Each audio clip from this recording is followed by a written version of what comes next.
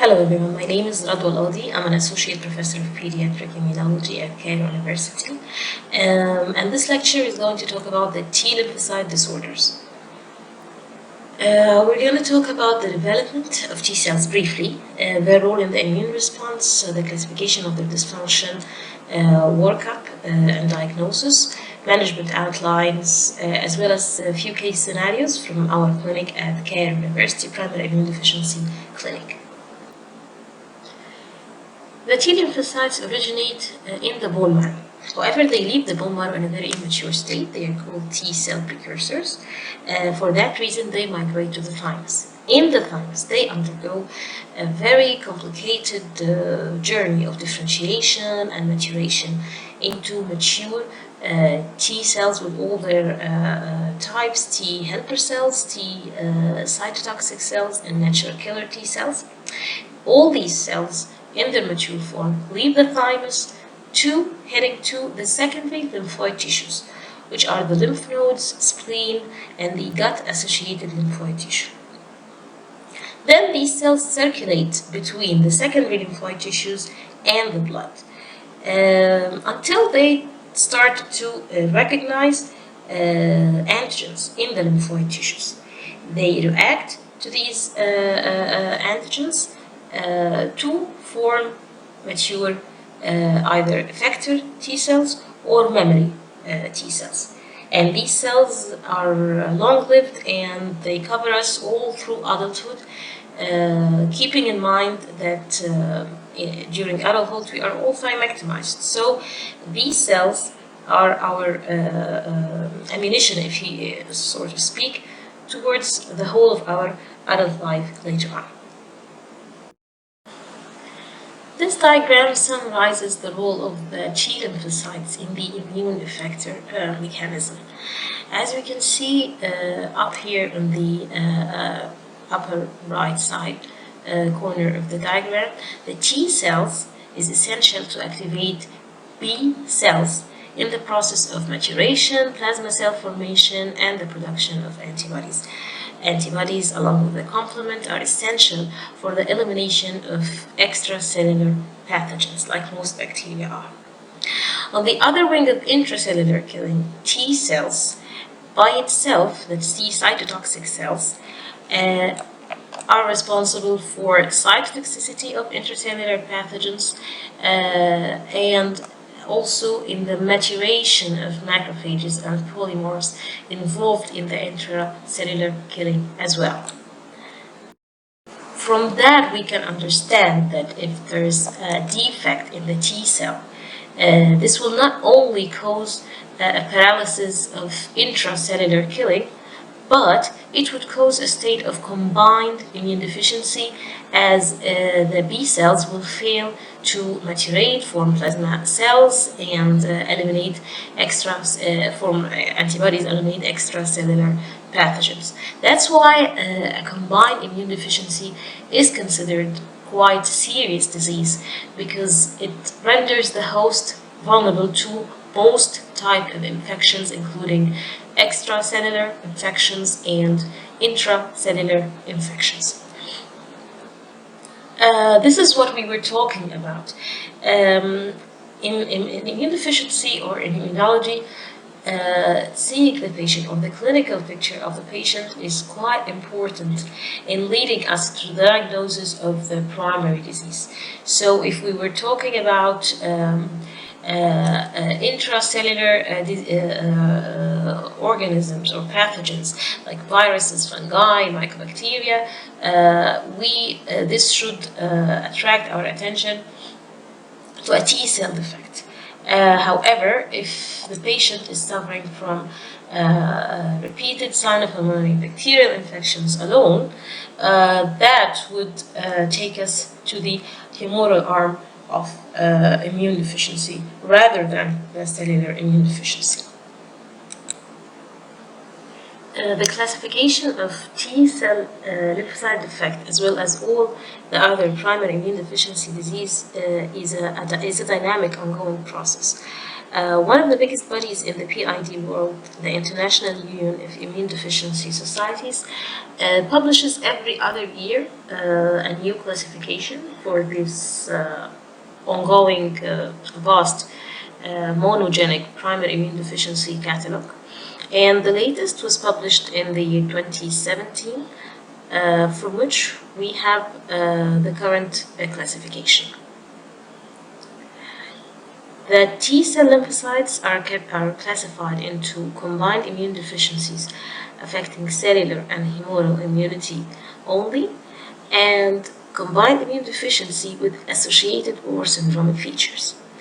In the first category, there are two main subtypes. The flagship of the combined immune deficiencies with no syndromic features is the SCID, or the severe combined immune deficiency, and we will be talking about it in just a moment. The second subtype is combined immune deficiency that is generally less profound than SCID, as MHC class 2 deficiency, DOC8 deficiency, CD40 ligand deficiency. Other type of immune deficiencies combined with syndromic features include hyper IgE syndromes other than DOC8 deficiency, of course, Wiskott-Aldrich syndrome, ataxia telangiectasia, Di-George, or eye deficiency. The prototype and most severe form of combined PID is SCID. SCID, or severe combined immune deficiency, is a genetically heterogeneous group of over 20 monogenic inborn errors affecting the development and function of the immune cells, essentially the T cells, plus or minus defects in the development of B and or natural killer cells. And despite being genetically heterogeneous, all the patients are characterized by abnormalities in the thymopoiesis and T cell maturation and function. Typically, infants appear healthy at birth, and they die within the first 2 years of life unless receiving immune-restoring treatment in the form of hematopoietic stem cell transplantation. Hence, it's a medical emergency. SCID is defined by having an absolute CD3 T-cell lymphopenia less than 300 cells per microliter. Again, here, the RAG protein, RAG1, RAG2, recombination activation gene protein. If there's a defect in RAG1 or RAG2 proteins, which is quite a common defect, it will lead to a halt in the maturation of the T cells as well as the B cells. So now we understand that RAG1 and 2 defects or RAG2 defect will lead to SCID, but which phenotype of SCID? It will lead to a T negative, B negative, NK positive SCID. Sorry again. For example, this is the same example we just mentioned a few seconds ago. RAG1 and 2 deficiency is here. RAG1 and 2 deficiency is the genotype of which phenotype of SCID of T negative, B negative, NK positive results in T negative, B negative, NK positive SCID, just the way we explained a few seconds ago. However, the distribution of different types of SCID varies between different communities because of different demographics and population types. For instance, in Western literature, you're going to find that the upper hand of the T negative, B positive, NK negative SCIDs result from a common gamma defect, because this is an X-linked genetic defect. However, in our population, due to the very high percentage of positive consanguinity, the most cases of T negative, B positive, NK negative SCID result from JAK3 defects, as it's an autosomal recessive defect.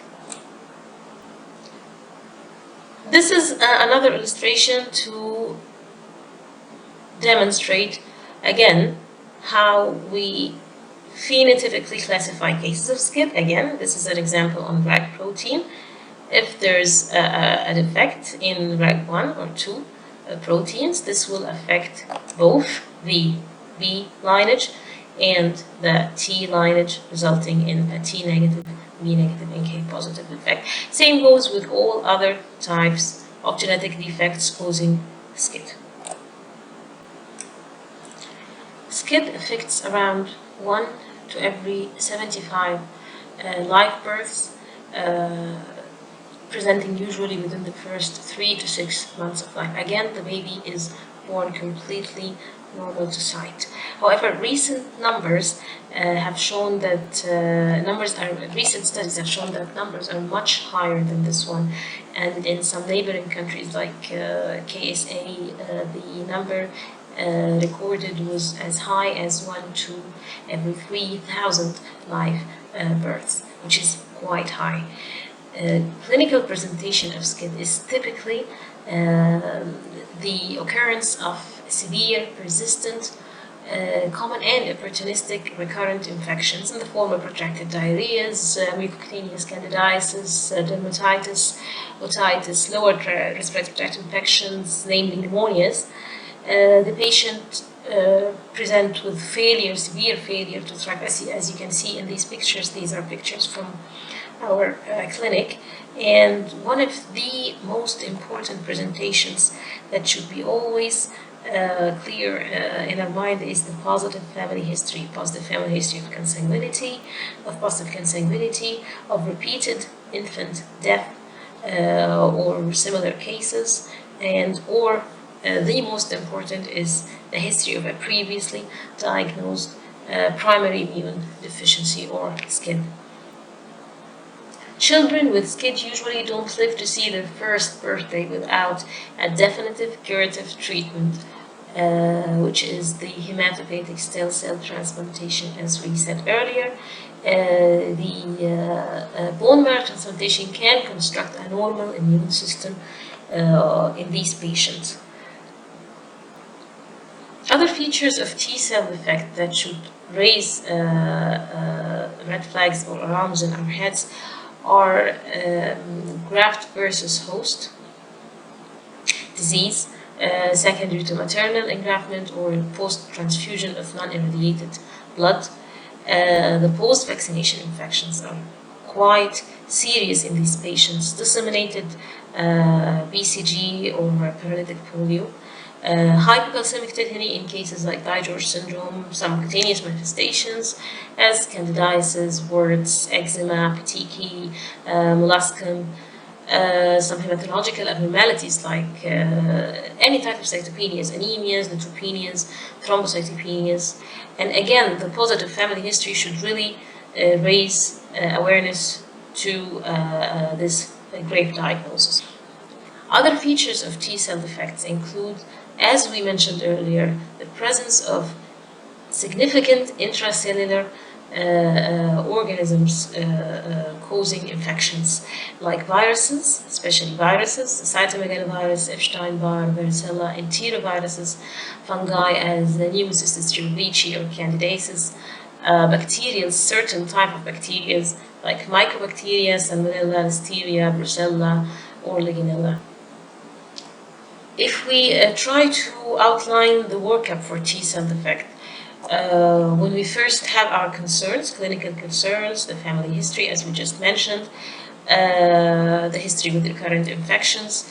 If the recurrent infections were all in the category of the intracellular organisms, the viruses, mycobacteria, as we just mentioned, this should take us towards this limb, the limb of suspecting and investigating for a T-cell disorder.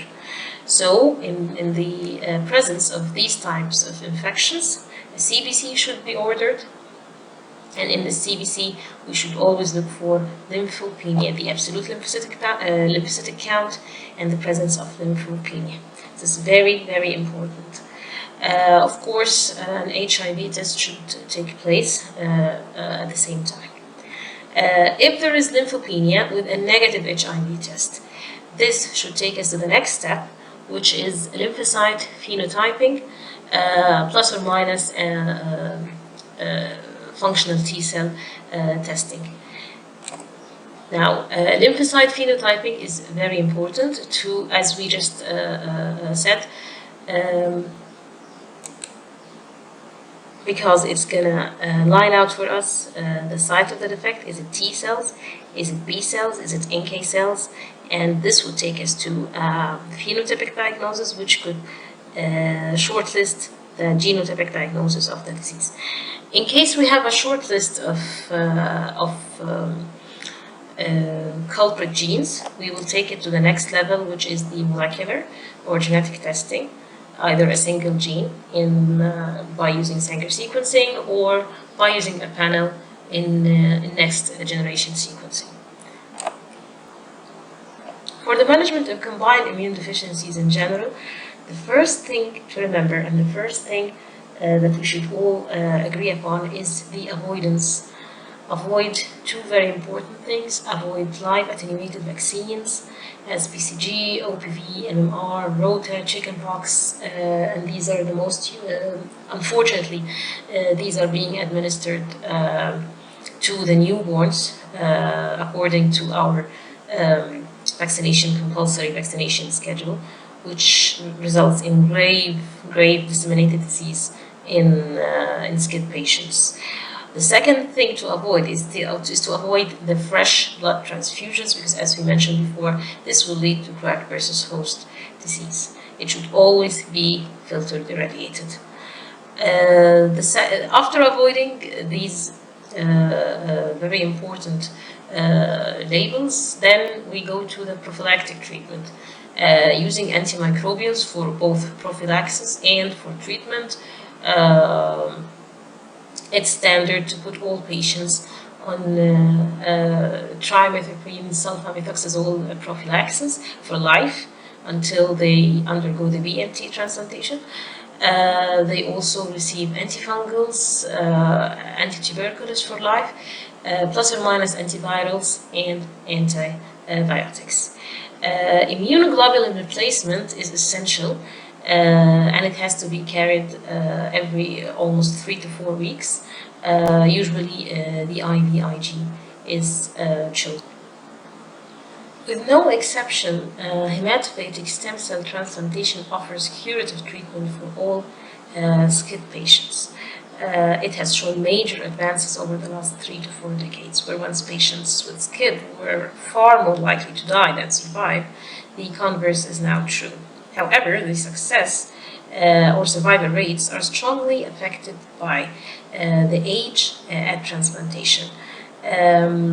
Patients younger than 6 months have an improved outcome, but as a rule of thumb, the younger the patient, the better the outcome, by all means.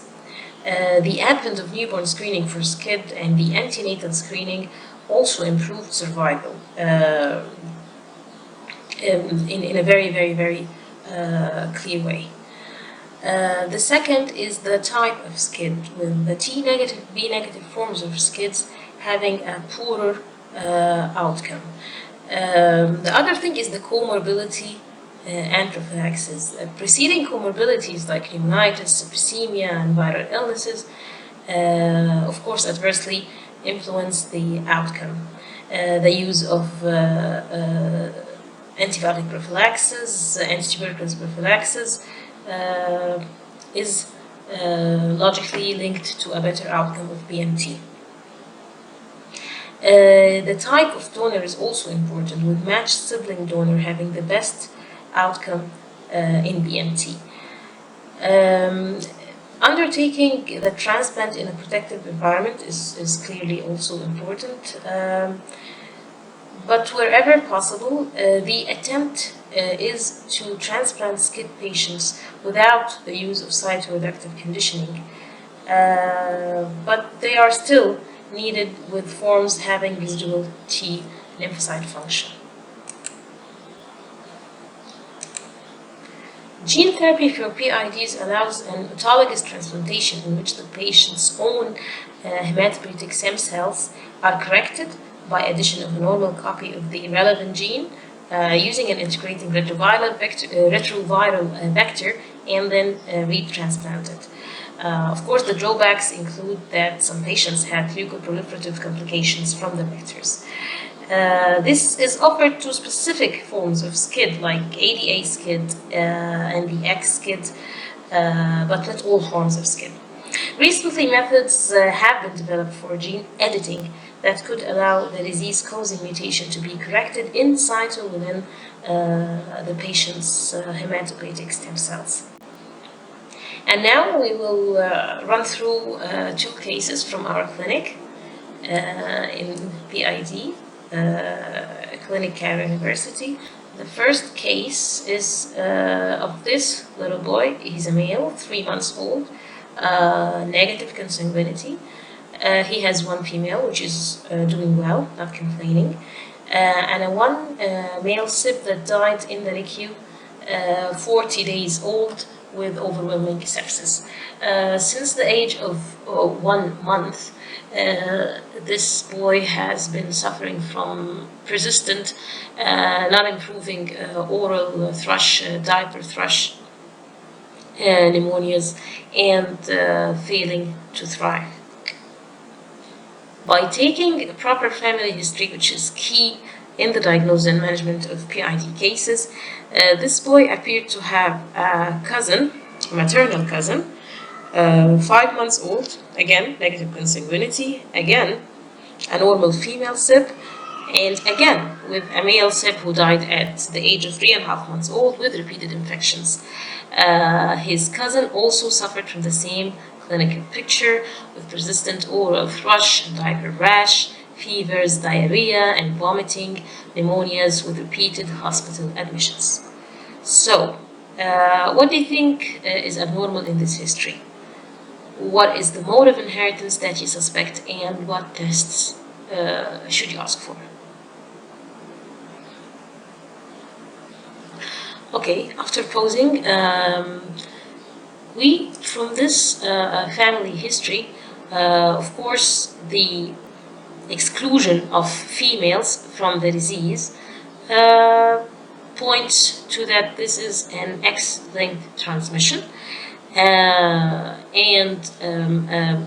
X-linked transmission, and the pattern of repeated infections by candidiasis, bacteria, and weight loss, pneumonias, disseminated infections. All of this should take us to the combined immune deficiency arm. And I think the wise thing to do for this patient, and this is what was done, is to start, as we said before, with a complete blood count to assess his lymphocytes count. And these are the CBCs of our patient and his cousin. And if we look at the CBC, the patient's absolute lymphocytic count was 6,477, which is not bad. Of course, the benchmark is for this age would be the 3,000 cells. Less than that is highly suspicious. His cousin is, but he, as you can see here, using the marker, his cousin is, but he doesn't have lymphopenia. However, if we do what we just mentioned, the lymphocyte phenotyping using the flow cytometer, the total number of T cells is very, very low. It's 1.5%. It should be somewhere in the 60%. And this is by definition, as we said earlier, SCID. CD3 positive, CD4 positive cells, which are the T helper cells, are merely 0.5%, non-existing. CD3 positive, CD8 positive cells, which are the T cytotoxic cells, are merely 1%. It should be somewhere around 20-something%. And we can see here that all his lymphocytes that appeared in the CBC are merely B cells. So phenotypically, we could say that this is a T negative, B positive SCID. It's a T negative, B positive SCID. And the NK cells here is 3.3, but in another CBC it was lower than that. So we can conclude that if this is an X-linked inherited SCID with the picture of a T negative, B positive, NK negative SCID, so this would be most commonly an X SCID, T negative, B positive, NK negative SCID, and X SCID, which is a common gamma defect SCID, as we said in the previous slide earlier.